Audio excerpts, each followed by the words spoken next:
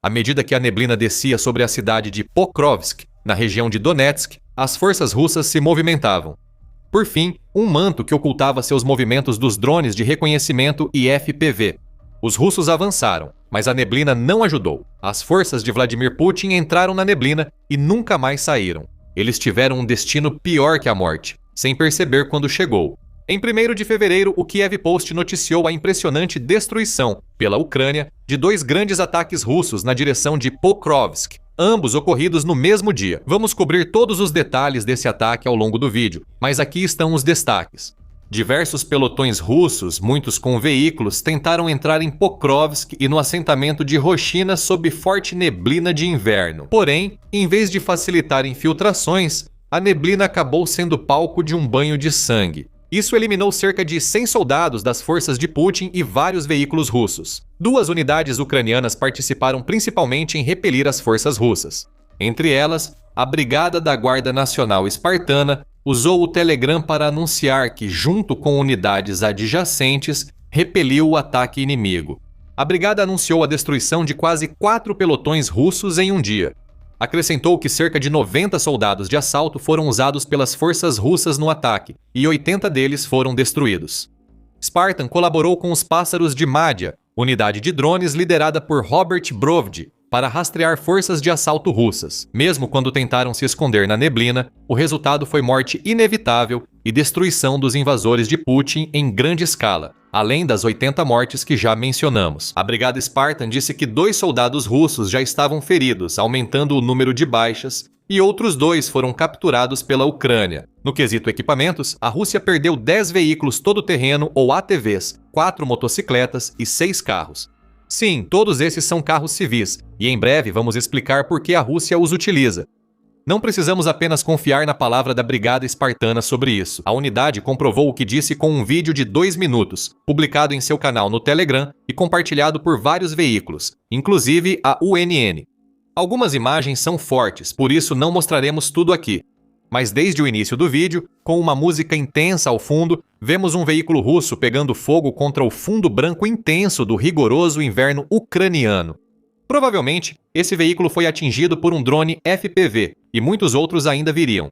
Também vemos imagens gravadas da perspectiva de alguns drones FPV ucranianos que mostram o quão denso é o nevoeiro, voando através de uma névoa cinzenta e turva. Drones confirmam a destruição de veículos e, às vezes, atacam alvos que mal os veem antes de ser tarde demais. O vídeo também mostra explosivos lançados de grandes alturas, provavelmente por drones dos Pássaros de Madhya. Além das imagens gráficas dos ataques ucranianos, baixas russas aparecem deitadas na fina neve nas filmagens. Isso reforça a dura realidade da guerra que Putin trava contra a Ucrânia, assim como o destino de muitos soldados russos enviados por seu líder para atacar Pokrovsk. E assim o vídeo continua. Vemos mais carcaças queimadas de carros, ataques a soldados russos andando de moto e mais bombas sendo lançadas do céu. Em uma cena horrível, provavelmente capturada por um drone de reconhecimento, vemos um soldado russo vestido de branco tentando fugir de um drone FPV que está em seu encalço. O soldado não tem chance. Uma tentativa de se esconder entre as árvores falha. O drone explode. Mais um dos soldados de Putin cai em uma noite que tirou a vida de mais de 80 deles. Esta é a guerra que Putin começou, e a Ucrânia provou ser excepcionalmente eficaz em destruir os ataques cada vez mais desorganizados da Rússia na direção de Pokrovsk, com ou sem neblina. A destruição causada pelos ataques russos na Ucrânia continuou em 31 de janeiro, quando a Brigada Espartana relatou sucesso na direção de Pokrovsk. O 7º Corpo de Assalto Aerotransportado da Ucrânia anunciou no Telegram o sucesso do contra-ataque a um ataque russo mecanizado em Roshina. Existem várias razões pelas quais a Rússia quer colocar as mãos nesse assentamento. Como revelou Medusa, Roshina fica a noroeste de Pokrovsk. Isso a torna uma forte candidata para ataques de Putin contra Pokrovsk por nova direção, caso capturem a vila. Roshina é citada pelo Medusa como o principal centro logístico da Ucrânia ao norte de Pokrovsk, dando à Rússia outro motivo para ocupar a vila. Sem mais Roshina, isso poderia significar o fim da rota para o norte de Frovsk. Os soldados e equipamentos da Ucrânia ficariam comprometidos, dando assim a algumas ofensivas russas uma chance maior de realmente terem sucesso. Relatórios de ameaça crítica. O comando russo deu prazo até 1º de janeiro para soldados capturarem Roshina. Obviamente, esse prazo já passou, e a Rússia não parece mais próxima de ocupar a vila do que no fim de 2025. O veículo também informa que o terreno entre Rachina e Pokrovsk causa grandes problemas às forças de Putin, com poucas árvores e pequenas aldeias entre as duas, onde soldados russos possam se abrigar. As tropas tentam atravessar rapidamente o terreno aberto para atacar posições ucranianas em Pokrovsk e Rochina. Você já pode ver a falta de sucesso que a Rússia está tendo nessa empreitada. Aquele terreno virou cemitério para dezenas ou até centenas de soldados russos. Assim, retornamos ao 7º Corpo de Assalto Aerotransportado e sua publicação no Telegram. 2 unidades destruíram blindados e eliminaram mais de 10 russos. As forças de defesa repeliram o ataque a Grachinoia, informou o corpo, usando outro nome para Rochina. Então, esses pelo menos 10 soldados russos eliminados somam-se aos que a brigada espartana destruiu perto de Pokrovsk. Para causar à Rússia pouco mais de 90 baixas em seus ataques de 30 e 1 de janeiro, o ataque mecanizado a Rochina mostrou um tom de desespero, como indica o corpo. As tropas russas tentaram invadir o assentamento com 3 veículos blindados. Assim, o inimigo decidiu acelerar o ritmo da ofensiva em Grachioina devido à impossibilidade de implementar o plano usando táticas de infiltração, relata o corpo. Concluímos que infiltrar na neblina falhou, segundo essa avaliação. A unidade informa que a 155ª Brigada Mecanizada Separada da Ucrânia detectou a tentativa de assalto russo e atuou com outras unidades ucranianas para conter o ataque nos arredores e nas proximidades de Rochina, forçando os russos a fugir. Deixaram mais de 10 companheiros e 2 blindados destruídos para trás. Janeiro tem sido um mês terrível para a Rússia na tentativa de tomar Pokrovsk. Os ataques foram neutralizados em todos os lados. Mostraremos o panorama completo em instantes. Mas antes, se você quer ficar por dentro de tudo o que está acontecendo em Pokrovsk, aperte o botão de inscrever-se. Voltando ao ataque, o Kiev Post informa que o Estado-Maior da Ucrânia revelou que, até 1º de fevereiro, as forças ucranianas conseguiram repelir 80 ataques russos na direção de Pokrovsk, presumivelmente desde o início de 2026. A própria Pokrovsk foi atacada repetidamente, assim como a vila de Rochina, que acabamos de mencionar.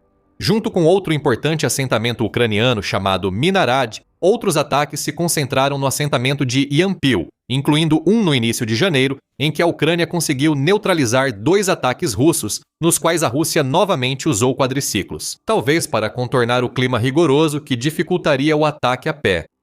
Especificamente, no dia 6 de janeiro, a Rússia tentou um ataque a Yampil sob a cobertura de mau tempo e forte nevasca. O ataque foi detectado, e a Ucrânia enviou operadores de drones do batalhão Signum para neutralizá-lo. 2 dias antes, a Rússia tentou atacar Pokrovsk com quadriciclos, mas foi destruída pela Brigada Aerotransportada Separada Sysheslav. Repetidas vezes, as forças da Rússia atacam. A Ucrânia tem a resposta todas as vezes.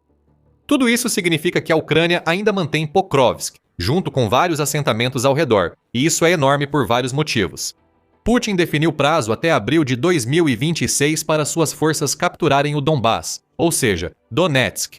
Quase toda a região de Luhansk está sob controle da Rússia. Pokrovsk e todos os outros assentamentos que mencionamos neste vídeo ficam em Donetsk. Agora é fevereiro, e Pokrovsk ainda resiste.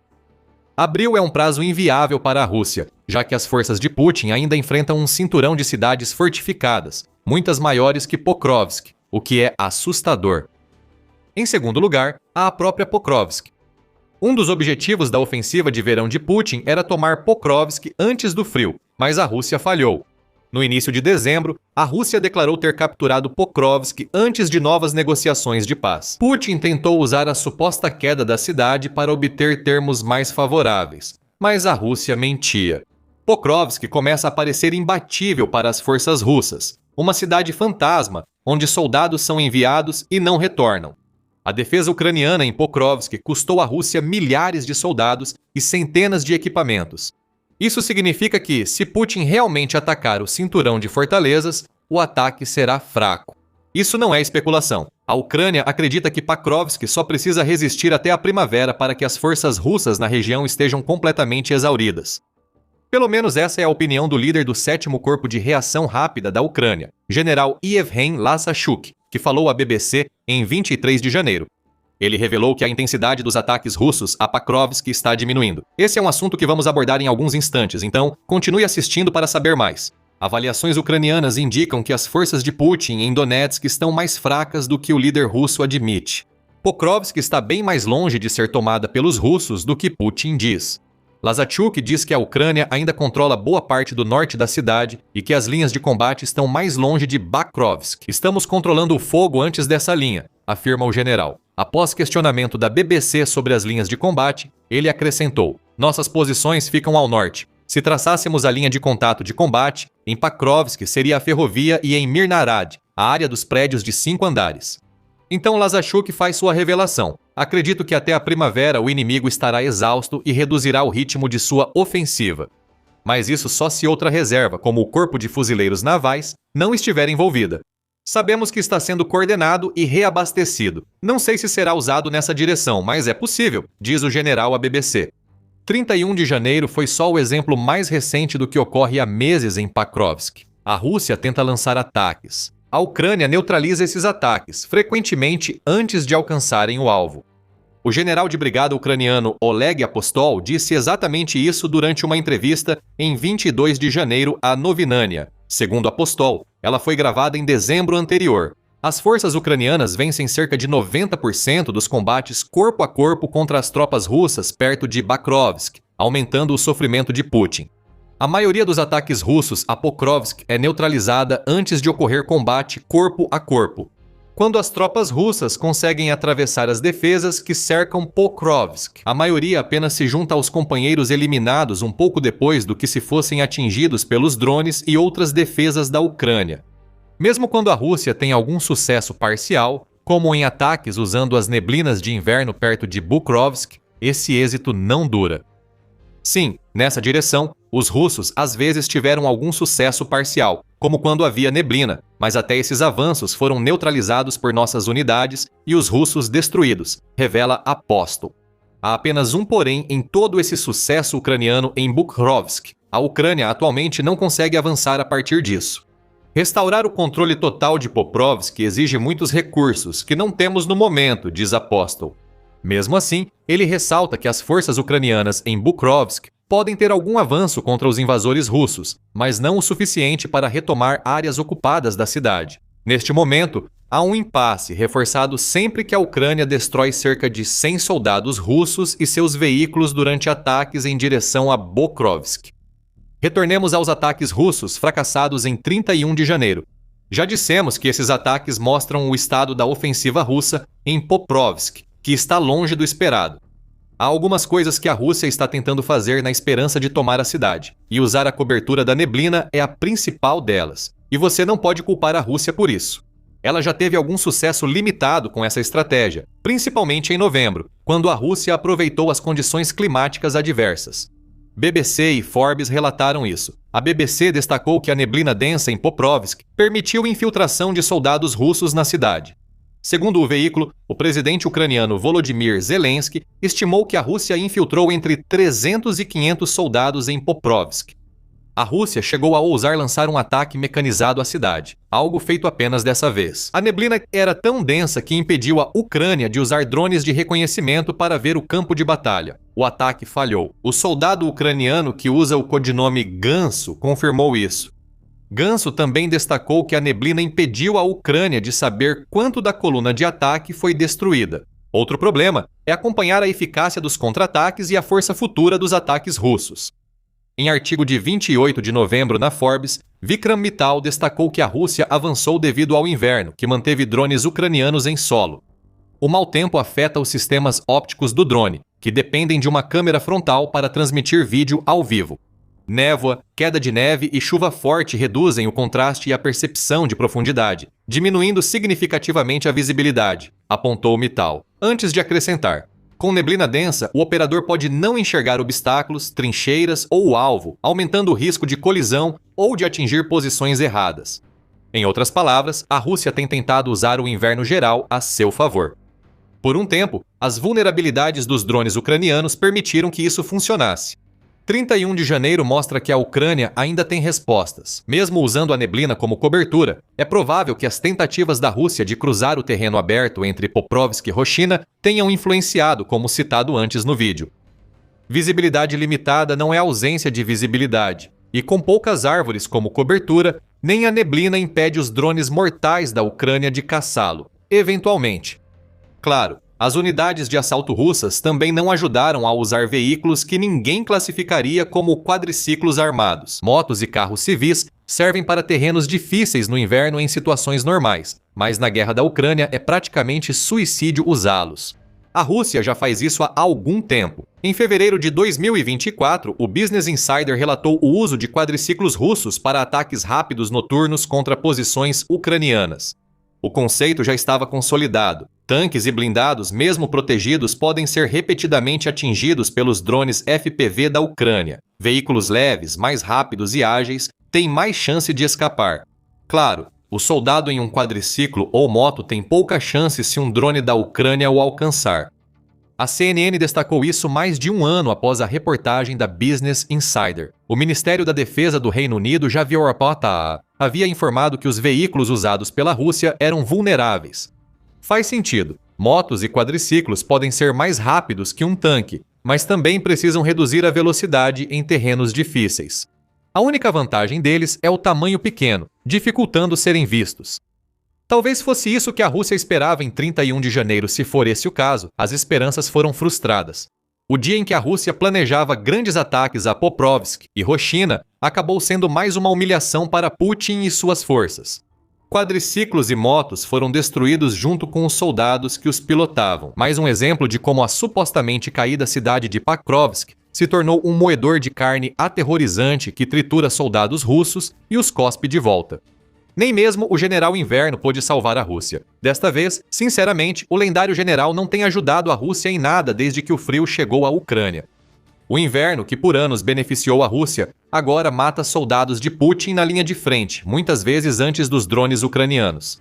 Confira nosso vídeo se quiser saber mais. E se você gostou deste vídeo, não deixe de se inscrever no O Show Militar para mais atualizações sobre o que está acontecendo na direção de Pokrovsk. E obrigado, como sempre, por assistir.